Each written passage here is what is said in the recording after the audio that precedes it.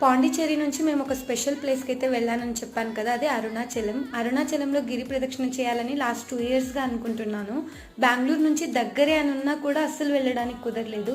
మేము ఇంకా హైదరాబాద్ షిఫ్ట్ అయ్యాక ఇంకెప్పుడు వెళ్తామో అనుకుంటున్నాను. పాండిచ్చేరి వెళ్ళేటప్పుడు వాళ్ళు బస్సులో అరుణాచలం అరుణాచలం అంటే నేను షాక్ అయిపోయాను. నిజంగా ఈ దారిలోనే అరుణాచలం వస్తుందని అస్సలు తెలియదు. ఇక వెంటనే మా ప్లాన్ అయితే చేంజ్ చేసుకున్నాము. 3 డేస్కు ప్లాన్ 2 డేస్కు కన్వర్ట్ చేసేసుకొని ఇక ఒక్క రోజు అయితే అరుణాచలంకి వెళ్ళాలని ఫిక్స్ అయిపోయి వచ్చేసాము. పాండిచ్చేరి నుంచి అరుణాచలానికి 2 అవర్స్ జర్నీ అంతే. సో ఇక గిరి ప్రదక్షిణ చేసి దర్శనం చేసుకొని రూమ్కి వెళ్ళి రెస్ట్ తీసుకొని ఇక నైట్ అయితే రిటర్న్ బయలుదేరిపోయాము హైదరాబాద్కు.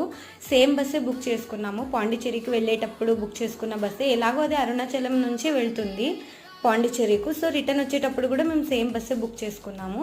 ఏమంటే బస్ పాండిచ్చేరి నుంచి వస్తుంది. సో అరుణాచలంలో మా పికప్ ఉంది. మనం అనుకుంటే కాదు, అరుణాచలేశ్వరుడే మనల్ని పిలిపించుకోవాలి అక్కడికి అన్నారు కదా, నన్ను ఎప్పుడు పిలిపించుకుంటారో అనుకునేదాన్ని. కూడా ఫుల్ఫిల్ అయిపోయింది.